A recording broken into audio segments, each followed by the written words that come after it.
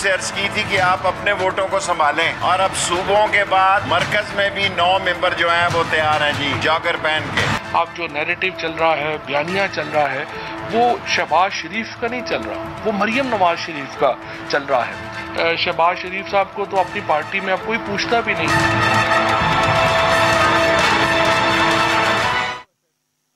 Programme दो राय के साथ मैं हूं असद रहीम खान और मेरा साथ देंगे बाकिर सज्जाद। जिस मुस्लिम लीग नवाज को पैनामा लीक्स, नवाज शरीफ की 10 साल कैद की सजा और ताहयात नाअहली इलेक्शन 2018 में नाकामी ना तोड़ सकी, लग यूं रहा है कि उससे मुस्लिम लीग नवाज में मौजूद कन्फ्यूजन शायद तोड़ दे। वज़ीर आज़म इमरान खान से मुस्लिम लीग नून से ताल्लुक़ रखने वाले 15 MPAs और 5 MNAs ने मुलाकात की है। अब तहरीक इंसाफ के रहनुमा नईमुल हक ने दावा किया है 5 MNAs और 15 MPAs के नून लीगी अरकान असम्बली अपनी जमात से उम्मीदें खो रहे हैं, जबकि ज़राए ये भी दावे कर रहे हैं कि मज़ीद मेंबरान कौमी और सूबाई असम्बली की मुलाकातें मुतवक्को हैं। अब उसी हफ्ते मंजूर होने वाले वफाकी और सूबाई बजट में नून लीग की जानिब से कोई स्ट्रैटेजी देखने को नहीं मिली।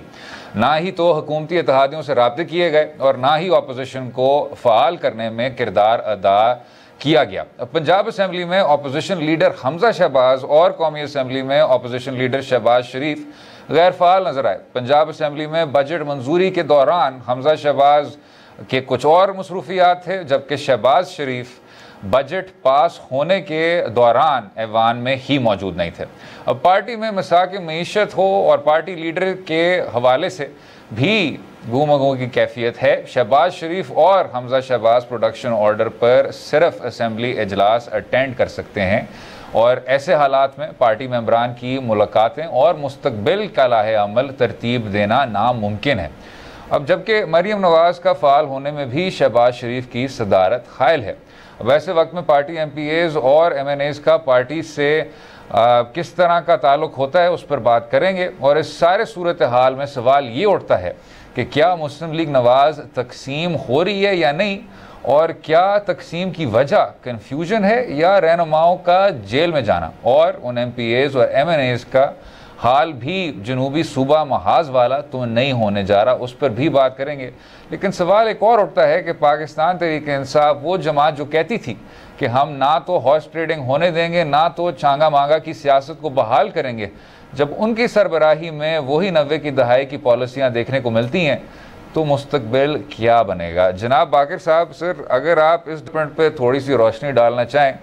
पाकिस्तान मुस्लिम लीग नवाज के MPA सर PTI की लीडरशिप से ना सिर्फ मुलाकात कर रहे हैं, उस्मान बुज़दार साहब की हमायत कर रहे हैं, क्या नज़र आ रहा है आपको जनाब? असद, ये जो इसको हॉर्स ट्रेडिंग कहें या लोटाक्रेसी कहें, ये हमारी सियासत का एक स्याह बाब रहा है और ये जो आमिरों की लेगेसी है वो मेरे ख्याल में अभी भी नया पाकिस्तान में चल रही है।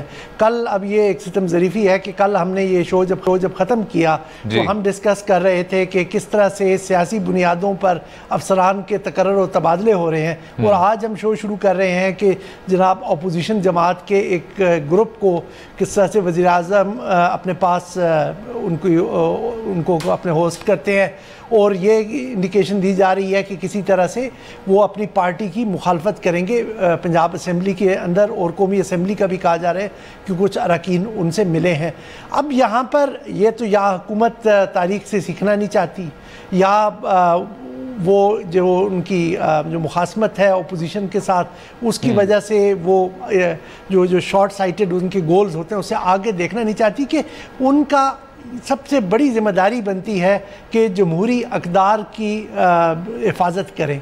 अगर हम थोड़ा सा इसमें तारीख़ में चले जाएं तो आज अगर मुस्लिम लीग नून को ये परेशानियां लाहक हो रही हैं तो ये 90s की बात अगर करें तो छांगा मांगा की सियासत शहबाज शरीफ और मियाँ नवाज शरीफ साहब ही इसका हरावल दस्ता थे, इसकी क़यादत कर रहे थे, स्पीयर हेड इसको करते थे। फिर उसके बाद जब 2000 के बाद जब हमें मुशर्रफ साहब की स्टाइल की डेमोक्रेसी मिली तो उस वक्त पीपल्स पार्टी के अंदर एक फॉरवर्ड ब्लॉक बनाया गया। जब जो हमारी जो पिछले 10 साल की जमहूरियत जिसकी बात की जाती है 2008 से पीरियड जो शुरू होता है, तो आपने देखा होगा 2009 में शहबाज शरीफ साहब ने पंजाब में PMLQ के 41 के 47 लोग ले उड़े थे, एक फॉरवर्ड ब्लॉक बना दिया। फिर पिछला जो 2013 से ऑनवर्ड रहा 18 तक का जो सफ़र रहा, उसमें चूंकि नून लीग के पास काफ़ी ज़्यादा मेजॉरिटी थी पंजाब में भी और मरकज़ में भी, तो कोई इतनी ज़्यादा ज़रूरत नहीं थी। फिर भी हम देखते हैं कि धरने के बाद PMLN ने PTI के कुछ 6-7 अरकान अपनी तरफ कर लिए थे। और यहाँ पर यह कह देना कि जनाब लोग शायद अपनी पार्टी की आदत से मायूस होकर दूसरी तरफ देखना शुरू कर दें, ये थोड़ी सी एक जिसे कहें इजी एक्सप्लेनेशन है, ये तमाम हक़ाइक़ को सामने नहीं रखती। बिलाशुबा पाकिस्तान मुस्लिम लीग नवाज़ में इस वक्त काफ़ी ज़्यादा कन्फ्यूजन है कि जी क़यादत कौन कर रहा है या इसका पार्टी का मुस्तकबिल क्या होगा। लेकिन उसके साथ साथ अगर आप देखें तो सरकार की तरफ से भी यकीनन दबाव लोगों पर होगा। अभी हमारे सामने उन अफराद की लिस्ट नहीं है कि जिनके बारे में कहा जा रहा है कि उन्होंने इमरान खान साहब से मुलाकात की। शायद वो लिस्ट जब सामने आ जाएगी तो हम देख सकेंगे कि किन किन पर नैब के केसेस थे या कोई और उनके मामलात ऐसे थे जो शायद जो हुक्मरान जमात ने एक्सप्लॉइट करके उनको मजबूर किया हो कि अपने साथ उनके चले। क्योंकि सिर्फ ये कंसिड्रेशन कि जी आपकी पार्टी इस वक्त मुश्किलात के शिकार है, लोग छोड़ के आ जाएं, यहाँ पर लोग ज़्यादातर अपने पर्सनल इंटरेस्ट की वजह से इस तरह की जो लाइन स्विच करते हैं। लेकिन अफसोस ये होता है जनाब कि 18वीं तरमीम के बाद आपको याद होगा तमाम सियासी जमातों ने कहा था कि ये वाली जो सियासत है अब इसको हम एक तारीख का हिस्से के तौर पे समझेंगे और इससे अब हट जाएंगे। एक नई कौमी यकजहती का भी एक मोमेंट था जनाब, आपको याद होगा 2010 में जब वो इस अमेंडमेंट को पास कर रहे थे। थोड़ा सा पीछे ले जाऊं, वो चार्टर ऑफ डेमोक्रेसी को भी याद कर लेना कि चार्टर ऑफ डेमोक्रेसी वहां भी उन्होंने ये तय किया था और उसके बाद आके 2008 में 9 में जाके उन्होंने PMLQ के बंदे जो चार्टर ऑफ डेमोक्रेसी के सिग्नेटरीज थे उन्होंने 41 के करीब उन्होंने तोड़ के अपनी हुकूमत कायम की थी। बिल्कुल, लेकिन मैं सिर्फ ये कह रहा हूँ जनाब कि मिसाक जमहूरियत की रोशनी में ही जब आप 18वीं तरमीम को आपने सामने रखा था तो उसका मकसद यही था कि जो हॉर्स ट्रेडिंग है उस सिलसिले से अब आप हट जाएंगे, एक नई तारीख आप कायम करेंगे। और उसी वजह से आपने कुछ गैर जमहूरी, मैं समझता हूँ गैर जमहूरी तरामीम आप लाए कि जब आप ऐवान में हों तो आप ना तो फाइनेंस बिल के ख़िलाफ़ वोट दे सकते हैं, ना तो आप आइन में किसी तरमीम के ख़िलाफ़ वोट दे सकते हैं, वरना वही जो रुकन है असेंबली का, हालांकि उसको मैंडेट मिला हुआ है और वो आज़ादाना मुनसफ़ाना तौर पे मुंतखब भी हुआ है, उसको सियासी जमात से एक्सपेल किया जा सकता है। लेकिन उन तमाम तरामीम के बावजूद, 18वीं तरमीम के बावजूद अभी भी आपको अब नज़र आ रहा है जनाब वही फॉरवर्ड ब्लॉक की सियासत। और जैसे आपने हवाला दिया पाकिस्तान मुस्लिम लीग कायद जो है जनाब PMLQ का जो ब्रांड ऑफ पॉलिटिक्स है वही आपको नज़र आ रहा है। ये PMLQ का ब्रांड ऑफ पॉलिटिक्स तो नहीं है, मेरे ख्याल में ये ज़ियाउल हक स्कूल ऑफ डेमोक्रेसी की प्रोडक्ट है। जो हम समझते थे कि जब नया ये जमहूरी दौर जो पिछले हम बड़े फ़ख्र से कहते हैं 10-11 साल पोस्ट चार्टर ऑफ डेमोक्रेसी है या पोस्ट 18वीं तरमीम का आप दौर कह लें, तो इसमें भी वो चीज़ें चल रही हैं। असल मसला है कि जो मेन किरदार है, जो की प्लेयर्स हैं इस पूरी सियासत में, वो वही हैं और इसीलिए उनका स्टाइल ऑफ पॉलिटिक्स तब्दील नहीं होता। वो हमेशा से इन शॉर्टकट्स पे रिलाई करते हैं बजाय कि अपनी उस जो मौजूदा सूरत हाल को बेहतर तौर पे मैनेज करें। वो ये कहते हैं कि जनाब किसी तरह से हम अपोजिशन को या जो कमज़ोर ग्रुप्स हैं उनको सबड्यू कर लें और अपने जो इंटरेस्ट को प्रिवेल करें। दूसरी तरफ भी जो अपोजिशन के ग्रुप्स हैं या जो इसमें शरीक होते हैं इस तरह की कार्रवाई में, वो देखते हैं कि जनाब हम उनका पर्सनल किस तरह से एजेंडा सर्व होता है, वो किस तरह केसेस से बच सकते हैं, किस तरह से उनको शायद कुछ तरक्याती फ़ंड मिल सके कि वो अपनी कॉन्स्टिट्यूएंट्स को सेटिस्फाई कर सके।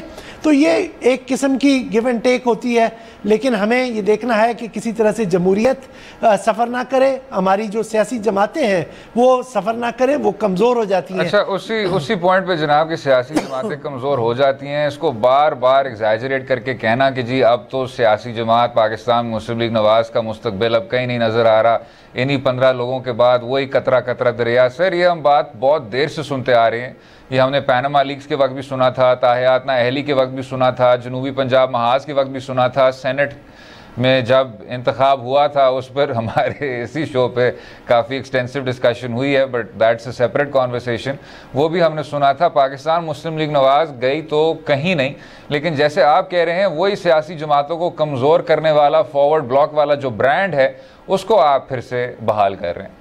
जी वो तो एक तरह से अब इनके पास उसका कोई फ़ायदा बज़ाहिर मुझे कोई नहीं नज़र आता, क्योंकि जैसा आप देखते हैं कि बजट में वो आपको सपोर्ट नहीं कर सकते, कायदे-वान के इंतखाब में वो आपको सपोर्ट नहीं कर सकते, तहरीक अदम एतमाद में वो आपको सपोर्ट नहीं कर सकते। लेकिन ये होता है कि आप अपोजिशन की जो स्ट्रेंथ है किसी भी असम्बली में, चाहे कौमी असम्बली है या कोई सूबाई असम्बली है, आप उसको कट कर देते हैं। लेकिन यहाँ पर उनको डिसीट करने का भी प्रोसेस काफ़ी कॉम्प्लिकेटेड है। आपको पिछले असम्बली में याद होगा कि जो PTI के टर्न कोर्ट्स थे या PTI से जो इन्हराफ कर गए थे, जिनमें आयशा गुललई भी थी और सवात से भी कुछ पार्लियामेंटेरियंस थे, कुछ खैबर पख्तूनख्वा से थे, तमाम तर कोशिशों के बावजूद वो उनको डिसीट नहीं कर सके। यहाँ पर यह है कि सिर्फ आपने अपना ऐलान करना है कि जी आप ये पार्टी छोड़ चुके हैं, या फिर आपने पार्टी के खिलाफ वोट देना है किसी आईनी तरमीम पे या वज़ीर आज़म या वज़ीर आला के इंतखाब में। लेकिन जनाब नहीं करते, आप बैठ के पार्टी के अंदर वहां पे पार्टी के डेस्क से शोर मचाते रहे, वो मेरे ख्याल में नहीं। लेकिन सर पोजीशनिंग भी तो होती है ना। शायद आप अभी भी ऐलान कर रहे हैं अभी से ही कि जी हम शायद कोई सियासी जमात तब्दील करने को जा रहे हैं, पहले से ही आप एक तरह से अपनी जो पोजीशन है उसको नुमाया करने जा रहे हैं। आपने देखा भी माजी में कुछ सीनियर सियासतदान थे जो पाकिस्तान पीपल्स पार्टी या पाकिस्तान मुस्लिम लीग नवाज से ताल्लुक़ रखते थे, और हमारी ये बात भी हुई थी ऑफ कैमरा कि ना सिर्फ पोजीशनिंग की उन्होंने, उसके बाद बाय इलेक्शन भी लड़ा, फिर उन्होंने नई सियासी जमात भी ज्वाइन किया। तो इससे सर कुछ इंडिकेशंस तो कभी कभी वाज़ेह हो जाते हैं, नहीं? जी बिल्कुल हो जाते हैं कि शायद अब इन जो ये ग्रुप अगर यहाँ पे शिफ्ट करके आ रहा है तो इनके इस्तीफ़े इलेक्शन कमीशन को चले जाएं और यहाँ पर वो नए इंतखाब कराए, और PTI किसी तरह से, ये मतलब हम एक एजम्पशन कर रहे हैं कि वो जाके PTI अपने आप को दोबारा से, अपनी पॉपुलैरिटी को, अवाम में जो मकबूलियत है उसको दोबारा से सब्त करने की कोशिश करे, रीअसर्ट करने की कोशिश करे। लेकिन जनाब जो मौजूदा सूरत हाल है कि जहाँ पर माशी मुश्किलात इतनी बढ़ चुकी हैं, लोगों में फ्रस्ट्रेशन बढ़ चुकी है माशी हालात की वजह से, इतना बड़ा रिस्क शायद ही कोई सियासतदान ले। चलें जनाब इसी पॉइंट पे वक्फा लेते हैं, गुफ्तगू जारी रहेगी in the next segment. Stay with us.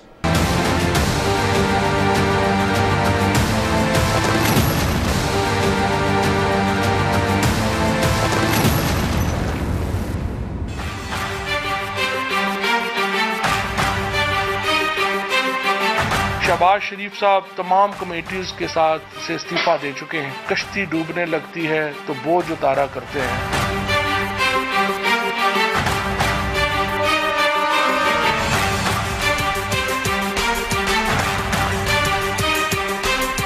Welcome back to दो राय। ऑपोजिशन लीडर शहबाज शरीफ ने PAC की चेयरमैनशिप छोड़ने का ऐलान करते हुए वस्त मुद्दती इंतखाबात का मुतालबा कर दिया है।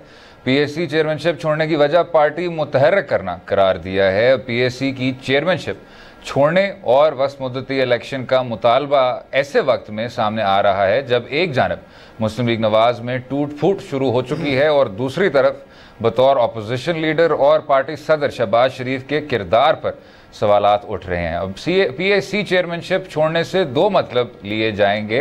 पहला ये कि मुस्लिम लीग नून अब मरीम नवाज की जारहाना पॉलिसी को शायद लेकर आगे बढ़ रही है, क्योंकि चेयरमैन PAC के लिए नामजद किए हुए गए राना तनवीर साहब को नवाज शरीफ साहब कैंप का हिस्सा समझा जाता है। दूसरा यह है कि पार्टी MPAs और MNAs शहबाज शरीफ की मुफाहमत की पॉलिसी से मुतफिक नहीं, तो उन्हें बतौर पार्टी सदर अपनी सदारत को जस्टिफाई करना है। अब जहां तक मिड टर्म इलेक्शन का ताल्लुक है तो इलेक्शन उस वक्त तक नहीं हो सकते जब तक अपोजिशन सड़कों पर कामयाब तहरीक चलाकर तहरीक इंसाफ को इक़्तिदार से अलग नहीं कर देती। तो क्या शहबाज शरीफ का चेयरमैनशिप छोड़ने का जो फैसले तहरीक इंसाफ को इक़्तिदार से अलग करने के लिए पहला कदम है? ऐसे हालात में सवाल ये उठता है कि क्या बग़ैर हुकूमत को हटाए मिड टर्म इलेक्शन हो सकते हैं, और शहबाज शरीफ की डिमांड का मकसद क्या है? सवाल ये भी पूछना होगा कि APC की चेयरमैनशिप छोड़ने से क्या फ़वायद हासिल करने की कोशिश की जा रही है, उस पर भी बात करेंगे। जनाब बाकर साहब, ये जो सारे एक सेकंड के ये रख लिए हैं, सिर्फ PAC पे बहुत देर बात हुई थी कि उसके क्या प्रोज हैं क्या कॉन्स हैं, लेकिन one thing is for certain कि पाकिस्तान मुस्लिम लीग नवाज की वही जो एक तरह से लीडरशिप कन्फ्यूजन है, उसको एग्जिस्टेंशियल क्राइसिस कहें क्या कहें, वो अभी भी बरकरार है। असद मेरे ख्याल में उन्होंने तो जो PAC की चेयरमैनशिप है वो आपके पुरजोर इसरार पे ही छोड़ी है, क्योंकि आपका मेरे ख़्याल में जब से उन्होंने ये ओहदा संभाला था, आपका हमेशा से ये गिला रहता था कि एक शख्स जिस पे ख़ुद इल्ज़ामात हैं वो किस तरह से इस जो वॉच डॉग बॉडी है अकाउंटेबिलिटी की, उसका किस तरह से क़यादत करते हैं। मेरे ख़्याल में it's a moment for you to celebrate कि जी finally your point has been taken. लेकिन जहाँ तक PMLN की पॉलिटिक्स का है, वो बिल्कुल एक हमें नज़र आ रही है कि दो राय पे खड़ी है कि जहाँ पर दो मुख्तलिफ बयानियाँ हैं। एक तो जिस तरह से कहते हैं कि एक तो से कंजर्वेटिव या प्रैग्मेटिस्ट किस्म का व्यू है, वो शहबाज शरीफ साहब उस स्कूल ऑफ थॉट को चला रहे हैं, जबकि थोड़ा सा जो एग्रेसिव स्टाइल ऑफ पॉलिटिक्स है वो मियां नवाज शरीफ साहब की एब्सेंस में उनकी साहबजादी उसकी रूह रवा बनी हुई है, और पार्टी उसी हिसाब से अपने आप को दोनों साइड्स पर एडजस्ट कर रही है। लेकिन जहाँ तक उनका ये मुतालबा कि जी मिड टर्म इंतखाबात कराए जाएँ, मेरा ख़्याल में ये थोड़ा सा प्रीमेच्योर है, इसलिए कि ना तो अपोजिशन पार्टीज़ इस वक्त तैयार हैं और ना ही उनमें इसका की वजाहत है कि उन्होंने क्या लाए अमल इख्तियार करना है PTI हुकूमत के ख़िलाफ़। यकीनन माशी मुश्किलात मुल्क में बढ़ गई हैं और उसकी वजह से काफ़ी ज़्यादा लोगों में इज़्तिराब की कैफियत भी पाई जाती है। लेकिन दूसरी तरफ अगर देखें तो क्या अपोजिशन पार्टीज़ कोई ऑल्टरनेट दे चुके हैं, कोई मुतबादिल उन्होंने कोई राह बताई है कौम को कि जिसकी वजह से लोग उनकी तरफ जाएं। अभी तक की जो सूरत हाल है उसमें अगर आप गौर करें तो मेरा ख़्याल में वो इस पोजीशन में भी नहीं है कि किसी तरह से कोई एहतजाजी तहरीक शुरू की जाए। यकीनन मौसम की सख्ती भी राह में रुकावट है, लेकिन साथ साथ जो उनके बारे में इन दोनों पार्टीज़ जो बड़ी पार्टीज़ हैं पीपल्स पार्टी और PMLN के बारे में एक बयानिया बनाया गया है कि ये तो अपनी चोरी छुपाने के लिए इस तरह की तहरीक चलाने पर मुसर हैं। तो मेरा ख़्याल में सबसे पहले इनको वो उस परसेप्शन को दूर करना चाहिए, उसके लिए इनको कानूनी जो अपनी जंग है वो उस पर भी तवज्जो ज़्यादा देनी चाहिए और कानूनी जो तकाज़े हैं उनको पूरा करके अपने केसेस को फारिग कराएं। दूसरी सियासी सतह पर करना चाहिए, इनको लड़नी चाहिए, वो ये कर रहे हैं। लेकिन साथ साथ जो इनका जो किबला है सियासत का, उसको इन्होंने अवाम की तवक्कुआत के साथ उसको मुताबिक करना है, उसको अलाइन करना है। जब तक लोगों में इनकी क्रेडिबिलिटी नहीं बनेगी, लोग इनके लिए नहीं चलेंगे। यकीनन PTI ने अगर पिछली इंतखाबात में ज़्यादा वोट लिए हैं तो वो ये है कि जो स्विंग वोटर था उनका ख्याल ये था कि हम दो जमातों को पहले से परख चुके हैं, तो अब अगर हम नई एक जमात की तरफ जाकर देख लें कि शायद वो हमें उन मुश्किलात में से निकाल सके, तो अब इन्होंने अगर वो नई जमात नहीं कर सकी है तो उन पुरानी जमातों को साबित करना है कि अभी भी उनके पास कुछ नए हल मौजूद हैं जिसकी वजह से वो लोग दोबारा से उनकी तरफ देखें। तो लिहाजा जब तक अपोजिशन पार्टियां मुकम्मल तौर पर तैयार नहीं होती, मेरा ख़्याल में ये जो वस्त मुद्दती इंतखाबात की बात है, अगरचे ये नाजायज़ नहीं है, दुनिया भर में होती रहती है कि जहाँ पर इस तरह के क्राइसिस बनते हैं, लेकिन पार्टीज़ को भी देखना चाहिए कि मुल्क के मुफाद में क्या होगा और क्या वो इस चीज़ के लिए भी तैयार है। और दूसरी चीज़ मेरे ख्याल में जो यहाँ पे अहम है जिसको देखने की ज़रूरत है वो कि जिस तरह की अब सियासत यहाँ चल पड़ी है कि जहाँ पे हॉर्स ट्रेडिंग हो रही है या लोगों को दूसरी पार्टीज़ में फॉरवर्ड ब्लॉक बनाए जा रहे हैं, लोटे बनाए जा रहे हैं, तो क्या उस वक्त ये जो दूसरी जो अपोजिशन पार्टीज़ हैं जो रिसीविंग एंड पे हैं, जो सफ़र कर रही हैं, उनके सामने भी ये चीज़ सिर्फ रह जाती है कि अब इस सूरत हाल से निकलने का एक ही तरीका है कि हम जाके आवाम से एक नया मैंडेट लेके आएँ, क्योंकि जो लोग आवाम से किसी एक ख़ास नज़रिए पर वोट लेकर आए थे वो अब उससे इनहराफ करके दूसरी तरफ जा चुके हैं। जनाब, अब इतनी अच्छी समेशन पे ऐड क्या किया जाए। बाकिर सज्जाद साहब ने तमाम जाविये सामने रख दिए और हर से उन्होंने बड़ी अच्छी तरह इसको समाप्त किया। लेकिन इसमें कोई शक नहीं जनाब कि PAC सबसे आपकी अहम कमेटी है। शायद सेलिब्रेट करने का तो मौका नहीं, लेकिन ये ज़रूर सोचना चाहिए कि अगर पाकिस्तान मुस्लिम लीग नवाज़ को अपने बेतहाशा लीडरान में से कोई एक ऐसा आदमी मिल गया है, और बहुत हैं ऐसे जिन पे इस तरह के इल्ज़ामात नहीं हैं, तो शायद वो एक तामीरी वे फॉरवर्ड है। अगले हिस्से में गुफ्तगू जारी रहेगी। स्टे विद अस।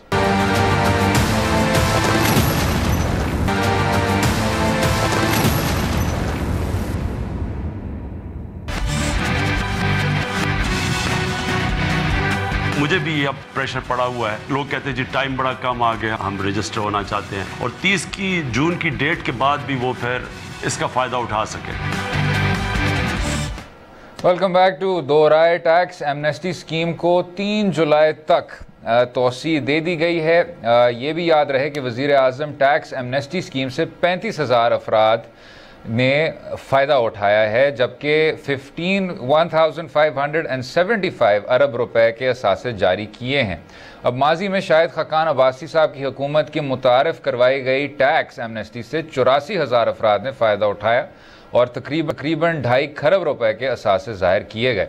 अब मौजूदा एमनेस्टी स्कीम के बावजूद FBR जून के महीने के दौरान अब तक कल 350 अरब रुपए की टैक्स वसूलियाँ ही कर पाया है और अभी भी उससे रेवेन्यू शॉर्टफॉल का ख़तरा है, जिसके बायस FBR के लिए रवा माली साल के लिए मुकर्रर कोई 4,398 अरब रुपए की टैक्स वसूलियों का हदफ हासिल होने में नामुमकिन लग रहा है।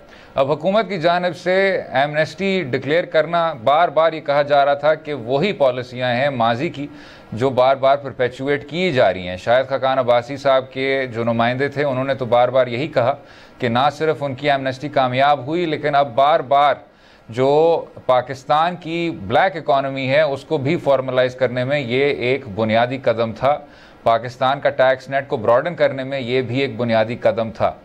PTI हुकूमत ने जब ऑपोजिशन में थी तो उन्हीं के लीडरान ने कहा कि हम ना सिर्फ एमनेस्टी के ख़िलाफ़ हैं, हम उन लोगों को ज़िम्मेदार भी ठहराते हैं और उनके पीछे जाएंगे। हुकूमत में आके ना सिर्फ उन्होंने उसी एमनेस्टी स्कीम को डुप्लिकेट किया, लेकिन अब उसमें एक्सटेंशन भी देखने को मिल रही है। टैक्स एमनेस्टी स्कीम कितनी देर तक कहाँ तक जाता है, ना सिर्फ मईशत को मुस्तहकम करने में और ना सिर्फ आपके फाइनेंशियल पॉलिसी को रेगुलेट करने में, उस पर भी बात करेंगे। जनाब बाकिर साहब, वही सर एमनेस्टी स्कीम्स हैं, सारे वो डेटा पॉइंट्स हैं वो भी आपके सामने हैं सर, कि अभी भी रेवेन्यू शॉर्टफॉल का इशू है, अभी भी वही एमनेस्टी पॉलिसीज़ आप परपेचुएट कर रहे हैं, किस तरह देखते हैं? असद, यहाँ पर मेरा ख्याल में हम जो आपने एक्सटेंशन की बात की वो कोई इतनी मेजर एक्सटेंशन नहीं हुई। सिर्फ ये कि आखिरी दिन इतवार को बन रहा था और सोमवार को फिर बैंक हॉलीडे आ गई है, तो इस वजह से उन्होंने उसको तकरीबन 1 दिन की तोसी दी है ताकि लोग उसको कर सकें। और जहाँ तक है कि जो फिगर्स हैं कि कितने लोग इसको कर चुके हैं, तो हुकूमत की तवक्को यह है कि तकरीबन 1 लाख लोग इससे मुस्तफ़ीद होंगे। 35,000 इस वक्त तक अवेल कर चुके हैं, कोई 34-35,000 के केसेस अंडर प्रोसेस हैं। और ये जो एक्सटेंशन दी गई है तो उम्मीद ये की जा रही है कि जो जब मंगल को दोबारा से कारोबार शुरू होगा और बुध के दरमियान कुछ मज़ीद लोग इसको करेंगे तो ये उधर तक जाएंगे। जहाँ तक एमनेस्टी का असूली तौर पर जो मेरी ज़ाती तौर पर राय है कि वो आपकी मुल्की मईशत के लिए कोई ज़्यादा सूदमंद नहीं होती। अगर आप देखें तो तकरीबन ये एक सालाना अब एक तरह से फ़ीचर बन गया है कि हर हुकूमत बार बार अपना जो टैक्स का शॉर्टफॉल है, जो उनकी नाकामी है कि टैक्स से रेवेन्यू जनरेट करने के लिए, उसको पूरा करने के लिए इस तरह की स्कीमें ले आते हैं। लेकिन फिर भी आप देखें कि इतने लोग वहाँ से फिर भी निकल आते हैं जो इन स्कीमों से फ़ायदा उठाते हैं। इसका मतलब है कि आपकी इकॉनमी अभी भी उसमें डॉक्यूमेंटेशन पूरी नहीं हुई है, वहाँ पर टैक्स एवेजन हो रही है, वहाँ पे मनी लॉन्ड्रिंग हो रही है। तो ये तमाम चीज़ें उस चीज़ का तदारुक नहीं है जिसके लिए आप इस तरह की स्कीमें बार बार लाते हैं। दूसरी बात यह कि ये एक डिसइंसेंटिव के तौर पे होती है कि जनाब चलें इस दफ़ा मैंने वेल नहीं की, मैं अगली दफ़ा वेल कर लूँगा, या हमारे पास एक रास्ता रहेगा। इस तरह की स्कीमें कभी कभार दी जाती हैं हुकूमत की तरफ से ताकि जो लोग नेट से बाहर हैं उनको इसमें लाया जाए। लेकिन हुकूमत को कोई एक आप समझे कि एक इनोवेटिव किस्म का विजन या प्लान लाना चाहिए ताकि ज़्यादा लोगों को उसमें लाएं, टैक्स नेट में लाएं। और जहाँ तक जो सबसे बड़ी इस वक्त मेरे ख्याल में हुकूमत के लिए परेशानी की चीज़ होगी वो ये नहीं कि ये स्कीम कामयाब हुई या ज़्यादा कामयाब नहीं हुई, वो एक तरफ बहस है, वो मेरे ख्याल में बुध के बाद जो एक फुटनोट बन जाएगी। लेकिन जो ज़्यादा उनके लिए इम्पॉर्टेंट है कि जनाब उन्होंने 4.1 ट्रिलियन रुपए का जो पिछले साल के लिए रेवेन्यू का हदफ मुकर्रर किया हुआ था, इनिशियली 4.4 ट्रिलियन था, उसको बाद में रिवाइज करके 4.1 ट्रिलियन का कर दिया था, तो उसमें भी तकरीबन 400 अरब रुपए का इस वक्त शॉर्टफॉल आ रहा है। इसका मतलब ये नहीं है कि आपके पास सिर्फ 400 अरब रुपए कम होंगे अगले साल आपको इस्तेमाल करने के लिए, लेकिन आप ये देखें कि आपने जो अगले साल का 5.5 ट्रिलियन का आपने टारगेट रख दिया है, और वो आप किस तरह पूरा करेंगे जब आपकी इकॉनमी इस वक्त सुस्त पड़ रही है, आपके दीगर जो माशी मसाइल हैं वो ज़्यादा गंभीर होते जा रहे हैं। और इस वक्त भी अगर जो आपकी जो टैक्स कलेक्शन हुई है उसका तजिया करें तो उसमें इनकम टैक्स कम हुआ है, यानी कि लोगों की या तो आमदन कम हुई है या लोग इस वक्त टैक्स के साथ आपके साथ ताउन नहीं कर रहे, ये आपकी सेल्स टैक्स कम हुई है, आपकी जो थोड़ी बहुत जो आपने फिगर्स जिस तरह से अचीव किए हैं, अगर से 400 बिलियन का शॉर्टफॉल भी है तो वो आपने कस्टम ड्यूटी के थ्रू किया है, आपने फेडरल एक्साइज ड्यूटी के ज़रिए किया है। तो ये अब इस हुकूमत को सोचने की ज़रूरत है कि आपने इतना बड़ा हदफ का वादा तो कर लिया 5.5 ट्रिलियन का, तो उसको पूरे करना अगर आप पूरे कर सके तो उसकी भी कॉस्ट बहुत ज़्यादा है। उसकी कॉस्ट ये होगी कि जनाब आपका जो आपने सोशल सिक्योरिटी का जो नेट आप कहते हैं ना कि जी हमने दुगनी रकम उसके लिए मुख्तस कर दी है, वहाँ पर आपको कमी करनी पड़ेगी। आपको जो एनर्जी की जो कॉस्ट है यानी कि बिजली और गैस की कॉस्ट है आपको मज़ीद बढ़ानी पड़ेगी। अभी 1 जुलाई से तकरीबन 134 के कितने फ़ीसद आप गैस बढ़ा रहे हैं, बिजली बढ़ रही है, वो आपको करनी पड़ेगी। लोगों के लिए मुश्किलात बनेगी ये सब की सब। तो ये जो टारगेट है इसके लिए आपको अपनी स्ट्रेटजी को रीडू करना चाहिए, क्योंकि ये सिर्फ ये अब आपकी अपनी स्ट्रेटजी नहीं है, ये वो कमिटमेंट्स हैं जो आप IMF को दे चुके हैं। अच्छा जनाब, मईशत से हट के थोड़ा सा चेंज ऑफ पेस करना होगा। अगले सेगमेंट में बात करेंगे ब्रेग्जिट के बाद बरतानवी क़यादत ने कई बार कहा कि कॉमनवेल्थ ममालिक के साथ ना सिर्फ ताल्लुकात बहाल करेंगे, उनको बेहतर करेंगे, और उसी सिलसिले में अब ये देखने को मिल रहा है कि ब्रिटिश रॉयल फैमिली पाकिस्तान का पहला दौरा करेगी, जो हमें बताया जा रहा है, और फॉरेन ऑफिस ने भी अब इस बात को तस्लीम कर दिया। ये मौजू जनाब बाकर सजाद साहब के दिल के भी बहुत करीब है, उस पर भी बात करेंगे, रहिएगा हमारे साथ।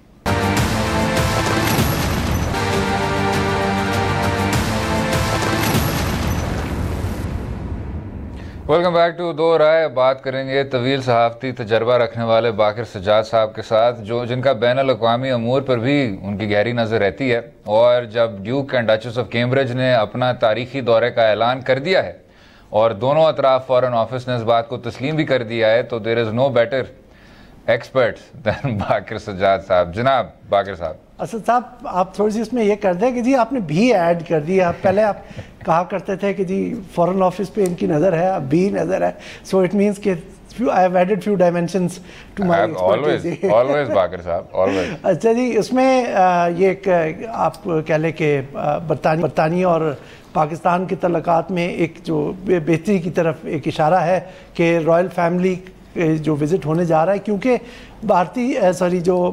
जो ब्रिटिश फॉरेन ऑफिस है वो रॉयल फैमिली को अक्सर इस्तेमाल करता है अपने जो बायलैटरल डिप्लोमेसी को आगे बढ़ाने के लिए। और अगर आज की आप स्टेटमेंट भी पढ़ें तो उसमें लिखा हुआ है कि वहाँ के जो फॉरेन एंड कॉमनवेल्थ ऑफिस है उसकी सिफारिश पे ये दौरा कर रहे हैं। जी हाँ। हमें अभी देखा, हमने अभी कुछ अर्सा पहले देखा कि जो ब्रिटेन की जो एयरलाइन है वो भी यहाँ पाकिस्तान वापस ले आई, यहाँ पर उन्होंने ऑपरेशंस अपने शुरू किए हैं दोबारा से।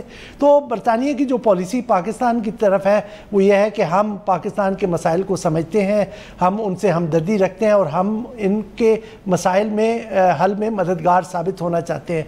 इसके पीछे जो उनकी सोच है वो ये कि अब वो एक नए फेज़ में जा रहे हैं जहाँ पर वो शायद जो यूरोप, मेनलैंड यूरोप के साथ उनका जो सियासी राब्ता है वो उस लेवल का ना रहे ब्रेक्सिट के बाद। तो वो जो अपने पुराने उस पर ही बाकर साहब, आपको आई एम सॉरी आपको इंटरप्ट कर रहा हूँ, पर उस पर भी बात करना चाह रहा था कि ब्रेक्सिट के बाद, अभी ब्रेक्सिट हुआ तो नहीं है, लेकिन आपको याद होगा कि अब उनके वजीर आज़म के ओहदे के उम्मीदवार बोरिस जॉनसन ने जब बतौर वजीर ख़ारजा पाकिस्तान का दौरा किया था तो उनका भी यही स्टेटमेंट था कि हम कॉमनवेल्थ ममालिक के साथ ताल्लुकात बहाल करना चाह रहे हैं और हमें यही लगता है कि ब्रेक्सिट के बाद कॉमनवेल्थ अब उस खला को पुर करेगा।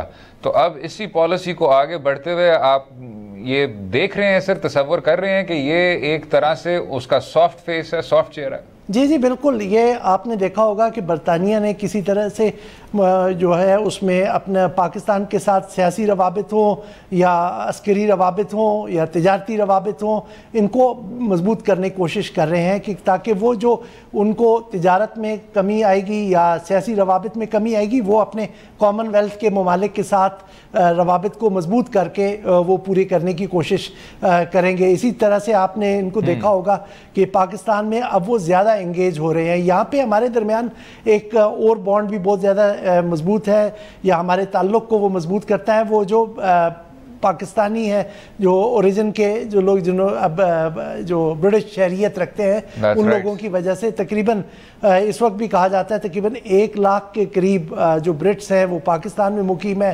कोई 3.25 लाख पाकिस्तान और बरतानिया के दरमियान सालाना सफ़र करते हैं और इसी तरह से तकरीबन 15 लाख के करीब है जो वहाँ पर पाकिस्तानी ओरिजिन के लोग रहते हैं। तो ये काफ़ी मजबूत एक ताल्लुक़ है जिसको बरतानिया अब एक्सप्लॉइट करना चाहता है। अच्छा सर, मैं यहाँ से भी अगर थोड़ा सा हम हट जाएं तो एक और भी बहुत ही हिस्टोरिक इंटरनेशनल डेवलपमेंट सामने आ रही है कि डोनाल्ड ट्रंप नॉर्थ कोरिया को विजिट कर रहा है और इसके भी कुछ तारीखी ज़ाविये देखने को मिल रहे हैं। ये इस असद ये आज जो डोनाल्ड ट्रंप की और किम की मीटिंग हुई है वहाँ पर नॉर्थ कोरिया के डीमिलिटराइज जोन में, वो अपने अंदर तो हिस्टोरिक है, लेकिन उसमें मैं जिन 2 चीज़ों से उसको मैयर करने की कोशिश करूँगा वो है कि जी क्या जो डोनाल्ड ट्रंप नॉर्थ कोरिया को डीन्यूक्लियराइज करने का गोल लेके आगे जा रहे हैं, क्या वो अचीव हो रहा है या नहीं हो रहा, और क्या नॉर्थ कोरिया उसको एक ट्रस्टवर्दी अपना काउंटर पार्ट के तौर पे देख रहे हैं या नहीं देख रहे। क्योंकि ट्रंप साहब जो कुछ कहते हैं या दूसरों के साथ जो कुछ अमेरिका के बातचीत होती है या मुआहदे तय पाते हैं तो उसके मुखालिफ जाके वो एक नई पॉलिसी ले आते हैं। जिससे आप देखें कि ईरान के किस्से में जो उनका न्यूक्लियर डील है P5+1 की, उसके ऊपर भी उन्होंने उससे इनहराफ किया। अब नॉर्थ कोरिया के पास वो क्या जवाब होगा या वो क्या चीज़ होगी कि वो ट्रंप पर एतबार करे कि जो वो वादे करेंगे वो पूरे करेंगे। और नॉर्थ कोरिया के पास इस वक्त कोई ऐसी चीज़ वो जिसे कह लें कि उनके पास कोई इस तरह की चीज़ नहीं है कि जिससे वो कहें कि एनकरेज हो कि वो डीन्यूक्लियराइजेशन की तरफ जाएं, क्योंकि वहाँ पर भी एक ख़ास सिक्योरिटी एनवायरनमेंट है जिसकी वजह से शायद वो डीन्यूक्लियराइजेशन की तरफ नहीं जाना चाहिए। और सबसे बड़ी बात जनाब, अगर आप प्रेसिडेंट भी देख लें, आप लिबिया की भी मिसाल देख लें, तो 2003 में जब जॉर्ज डब्ल्यू बुश और टोनी ब्लेयर ने हाथ बढ़ा के कहा मुअम्मर कदाफी को कि आप अपने न्यूक्लियर आर्सेनल को छोड़ दें और हम आपको back into the fold of developed countries ले लेंगे, तो लिबिया ने ना सिर्फ अपने न्यूक्लियर प्रोग्राम को अनक्रिएट करके उसको फारिग कर दिया, उसके बाद आपने फिर देख लिया कि 2011 में वही स्ट्राइक्स हुई और एक तासुर ऐसा गया कि जब तक आपके अपनी ये न्यूक्लियर फैसिलिटीज़ नहीं होंगी तो शायद आप इन्हीं कुव्वतों से खुद मुख्तार नहीं हो पाएंगे। जनाब मेरे ख्याल से इस तासुर में कुछ वजन है। जी बिल्कुल, क्योंकि यहाँ पर जो वेस्ट की पॉलिसी रही है कि जिसकी लाठी उसकी भैंस, वो उसी तरह से चलाना चाह रहे हैं कि जी उनके डिक्टेट्स के ऊपर ये चले। उन्होंने यहाँ पर कुछ ग्रुप्स बना दिए हैं जो वो कहते हैं कि जनाब ये प्रिविलेज्ड है और इनको ही इख्तियार है कि ये न्यूक्लियर पावर को डेवलप करें, जबकि दूसरी तरफ जो पाकिस्तान या तीसरी थर्ड वर्ल्ड कंट्रीज है उनको वो इस चीज़ से डिप्राइव करना चाहते हैं। न्यूक्लियर एनर्जी से भी बेतहाशा डबल स्टैंडर्ड है, लेकिन क्योंकि वक्त कम हो पॉइंट पे इजाजत लेंगे। उम्मीद है आपको आज का प्रोग्राम पसंद आया होगा। मुझे और बाकिर सज्जाद को अपनी राय से भी आगाह कीजिए सोशल मीडिया के लिंक के जरिए और अगले हफ्ते तक इजाजत दें। खुदा हाफिज।